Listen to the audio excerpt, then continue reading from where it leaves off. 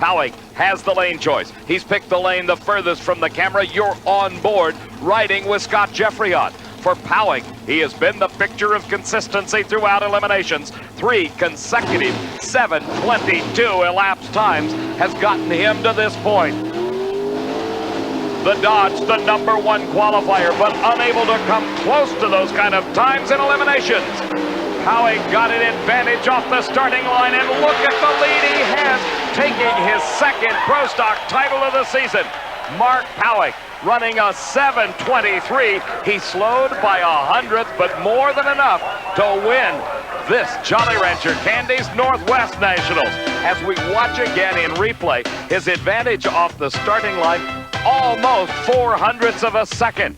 The Dodge was right with him, though, until problems set in for Scott Jeffreyon. The vibration that the drivers have to drive through was enough to slow the Dodge, giving Pawick the opportunity to bust out on top. As he neared the finish line, the lead was multiple car lengths, and the victory was his. All right.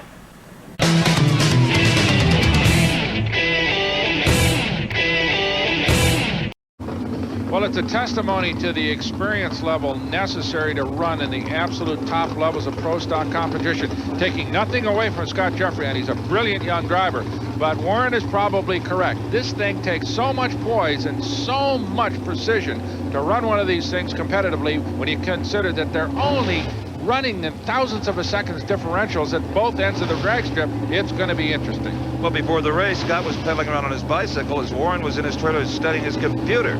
Scott doesn't have to work on that car, just concentrate on one thing, and that's driving it.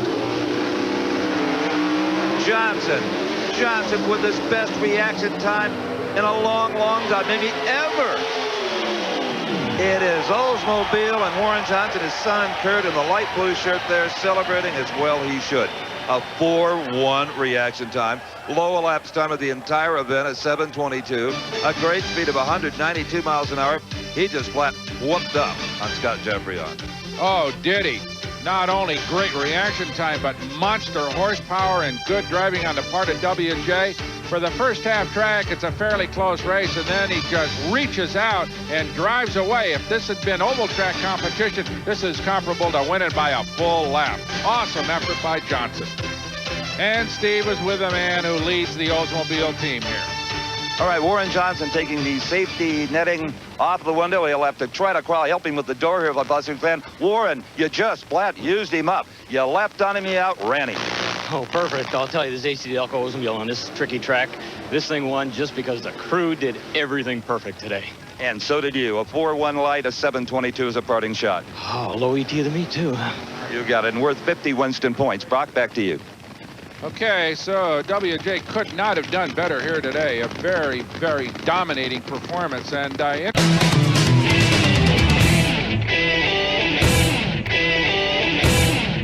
For Warren Johnson, he knows what it's like to be in the winner's circle here at Gainesville in 1984, 1985, and in 1991. WJ was the Pro Stock champion. These two drivers have met once before this season. It came at the Arizona Nationals in the semifinal round, and that was one of the two races that Jerry Ekman won, putting away Warren Johnson in round number 3. Here it is, the championship of the Motorcraft Gator Nationals, Jerry Ekman against Warren Johnson. The RPM's beginning to build on the engine.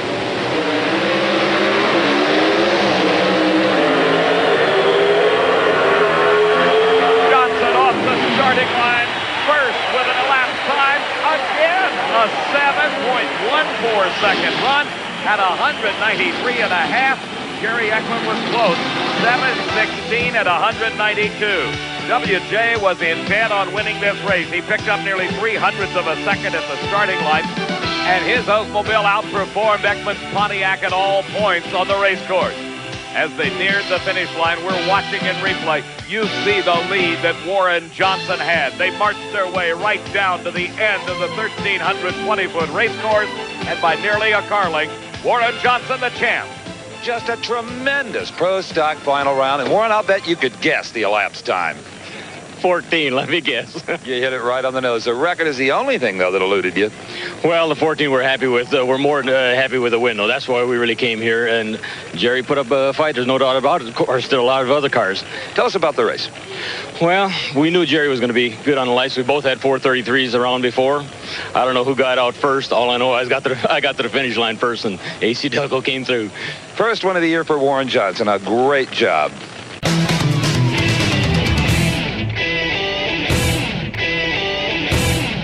That's right. Warren just got the points lead away from Jerry Ekman at the last race just 2 weeks ago.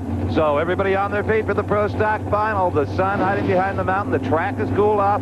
Warren Johnson near lane. Don Beverly, the white car, far lane. Beverly is the last to stage. He likes it that way. Ooh, and it's Beverly away first. Johnson is going to have to hustle. He's going to need that big top insurance. Garland tucked the ball, and he doesn't have it. Beverly 773 beats Warren Johnson 772 on the starting line. Don Garland is with Warren's son, who just put him away. What a fantastic race. It looks like he won it right at the starting line. Yeah, you got to give all the driver credit here. He came up with a second round win against Larry Morgan, and he won this one on his reaction time, too. You got to give the driver credit on this one. Well, that's really great. That's what it took all day to win, was leave the line first. Oh, exactly right. I'm happy. Steve?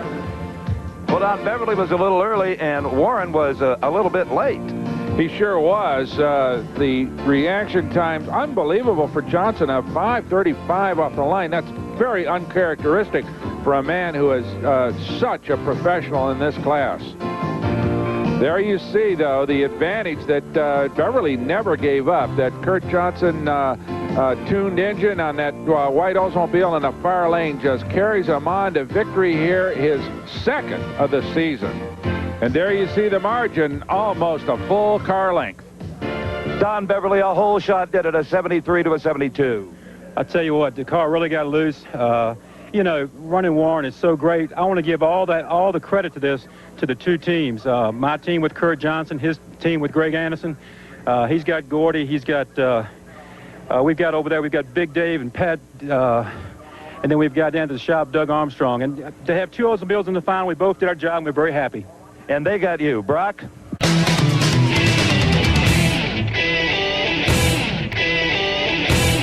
Right now on the starting line, it is the championship round of Pro Stock Eliminator. Scott Jeffreyon in the Mopar Parts Dodge Daytona in the far lane. He is making his fourth final round appearance of the season.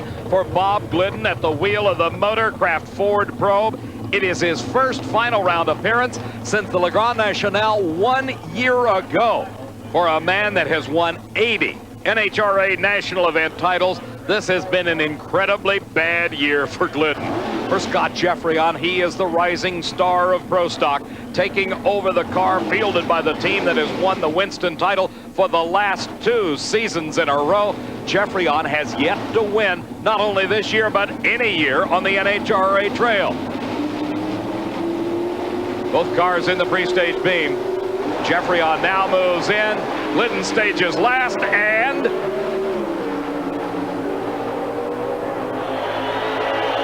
pulls out the victory. His 81st national event title as Rusty Glidden and family continues to celebrate on the starting line. Bob Glidden wins it 737 to a losing 739. Mother and son hugging on the starting line, and you don't think this team isn't happy? Bob Glidden wins the championship here at Brainerd, and he does it with performance. He got a slight advantage off the starting line, 1/100th of a second to be exact, but as our instant replay shows you, the Ford outpowered the Dodge to the finish line. 737, the winning time. The losing time, a 739. The margin of victory, 36 thousandths of a second, half a car length. Just like old times, Bob Glidden. Congratulations. This is not like old times, Steve. This is tough. I'm telling you. It's even harder than it used to be. Bridesmaid here. This guy's been runner-up. He's done everything to win them all this year, and thank God he didn't win again today, but he did a good job. 737 to a 39. You outran him. You did everything right. We just had a good day. You know, everything went our way today. he had Etta back at the races after a bit of a vacation. That helped. Yeah, Etta's had a lot of gum surgery this year and a lot of bone transplants. She's missed, I don't know, 5 of the last 7 races. And we had a good crew here. All the guys from the shop were here, Mark and Kelly, Bill, all the guys were here to pitch in and help, and we got a lot of work done. Great job again. Thanks.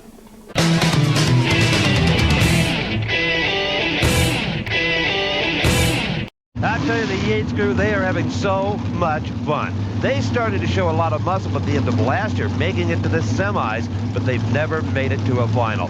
Now that they have, can they parlay it to a win, their first ever? We're about 7 seconds away from finding out. Jerry Ekman, the bright yellow Pontiac in the near lane, the blue and white Pontiac and old General Motors Pro Stock final round. Let's watch them.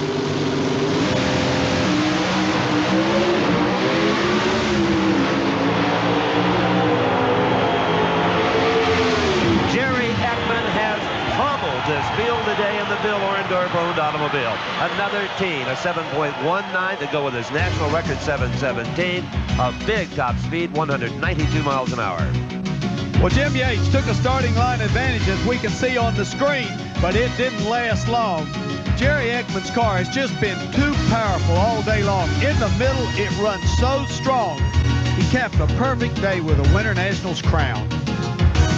Jerry Ekman has won the Winter Nationals yet again. A great job, a 7:19, a huge speed of 192. Oh, great, Steve. I figured it would run in the teens again. I was afraid we didn't have quite enough clutch in it because it cooled down pretty quick. But, you know, Steve, I don't even know what to say. I said if I ever got back to the winner's circle here, I'd have a big speech. I'm lost for words. All I can thank is my sponsors, Pontiac and Pennzoil, and my teammates for the job they do to let me drive this fast car. I'm sure they thank you as well for a great job. Well, thanks a lot, Steve. And we're thrilled to be here, believe me. What a way to start a season.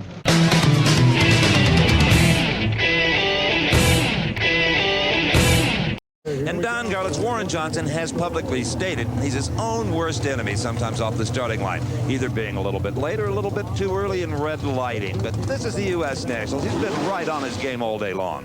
But so has Larry Morgan, and he's going to try and take advantage of that because, you know, the pro stocks, the starting line is everything. Yep. All right, Warren Johnson has had an edge on all of the competition all day long in the performance department. If he can back that up with a good, solid driving performance off the starting line, as Big Daddy said, he could win his second U.S. National, the last one coming in 1984.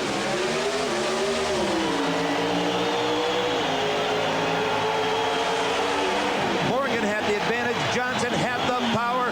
Warren Johnson, the U.S. Nationals Pro Stock champion, 7:21 to a 7.27. Johnson's speed 191 miles an hour. Worthy of another look, John. Well, Larry Morgan took his advantage off the starting line like he planned, but Warren Johnson was very sharp on the lights also, so the advantage wasn't all that great. You couple that with the fact that Warren Johnson had more power. You can see the car moving very hard through the mid-range. And that, with that 191 miles an hour, Larry Morgan could not make up the difference with reaction. Let's go over to Steve.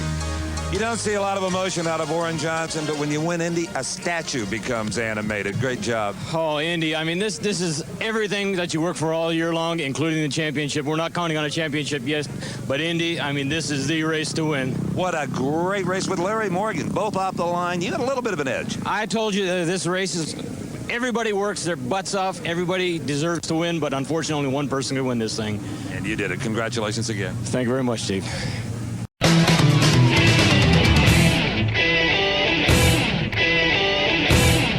David Hutchins, the co-crew chief, along with Mike Sullivan for Scott Jeffreyon, watching intently as the two cars move into the pre-stage beams. They are now about 6 inches away from the actual starting line of this quarter-mile racetrack.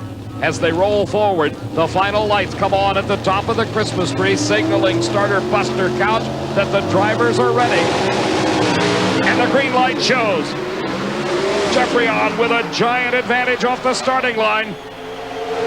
But he cannot hold on to it, and Warren Johnson wins his 7th national event title of the season.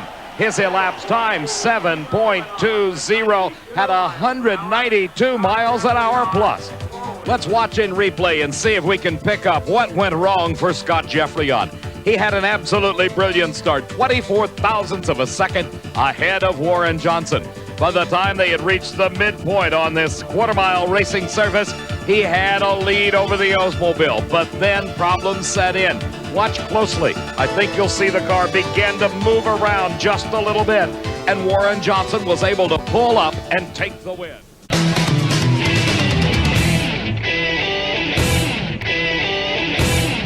Here in the near lane, the Oldsmobile Cutlass of the Cowboy. This is Mark Pawick. That is Dave Butner, his crew chief, making a final check inside the race car. You know Mark Pawick's got to be thinking about Ricky Smith. They don't call him Tricky Ricky for nothing. He is absolutely phenomenal with starting line reaction time. Pawick the last to stage. The advantage, believe it or not, to Pawick. Smith trying to charge on him, and look at that, just inches, and Mark Pawick wins his first ever national event title. 7:23 at 189 miles an hour off the starting line. 44 hundredths of a second advantage in reaction time went to Mark Pawick. But the elapsed time battle was won by Ricky Smith. He went 7:24 with a 6.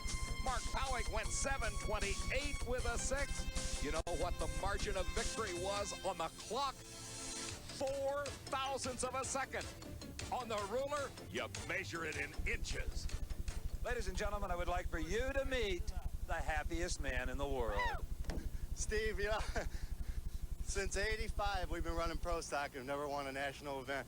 And we finally put our own shop in, and my guys have worked hard, and we've got Dart machinery behind us, and I'll tell you, they got this Freightliner Trucks Old Cutlass Supreme just flying, man. You know, everybody thought Ricky Smith will get the whole shot. Wrong, you did.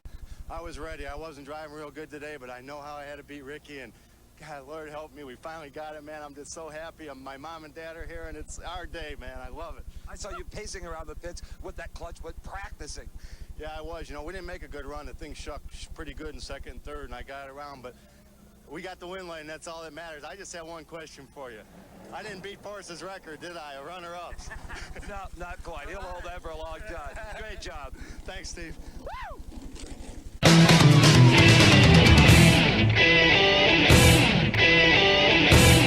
Well, the reason I say they might loosen it up a bit, if the clutch is too tight, you shot the tires, you get it loose. That's what happened to Ekman in qualifying. In fact, there is Jerry Ekman. He can leave here the points leader as he came if Ricky Smith could beat Warren Johnson. Remember, Ricky Smith has never won an NHRA national event. He's been runner-up 4 times. Ricky Smith is doing his job, a huge hole shot, 800ths of a second. Ekman cheering him on. Warren Johnson, Ricky Smith loses a clutch right at the finish line, but I don't believe that was a factor. How about Warren Johnson, 7:21 to a 7:30, and you couldn't pick him without an instant replay, Big. Boy, but watch that starting line advantage by Ricky Smith. Warren Johnson was just a little bit asleep on that one, and Ricky Smith certainly took advantage of it. And it looked like it was going to be all Smith as they motored down. But then the Warren Johnson engine began to come on as they neared the finish line. And it's just my opinion that a possibility that clutch in Smith's car started to give up a little bit earlier, allowing Johnson to just barely take the win. Now, Ricky Smith had 800s off the starting line, but Warren Johnson had 900s in performance. Here you can see the difference. Whoa, what a race. But that clutch coming out of Smith's car certainly had to be a factor, because we saw the sparks as the car crosses the finish line, but there was damage occurring prior to that, so that would slow Smith down just a little bit at the end. Once again, the clutch makes the final decision. You weren't sure, though. Yeah, it was by a mile. Yeah, really? You needed all of a 7:21. We felt we could run a 20 or a 21 in a final. We made some changes, kind of like we had run the 20 and the 21 in the evening sessions before. We felt Ricky's going to try every trick he knew, which that's why they call him Tricky Ricky, but this AC Delco Oldsmobile buried him. He made you stage first. You were taking no chances on a red light or making a mistake up there. No, I can stage first to last. That doesn't bother me at all. Some of these guys have to stage one way or the other, and it don't make a damn bit of difference to me. You've won the Summer Nationals. You've taken the points title. What a weekend. Perfect. Except for the 50,000. Well, that was yesterday. Well, Warren Johnson is referring to the special pro stock competition yesterday that he went out early in, and Larry Morgan won the $50,000 first prize.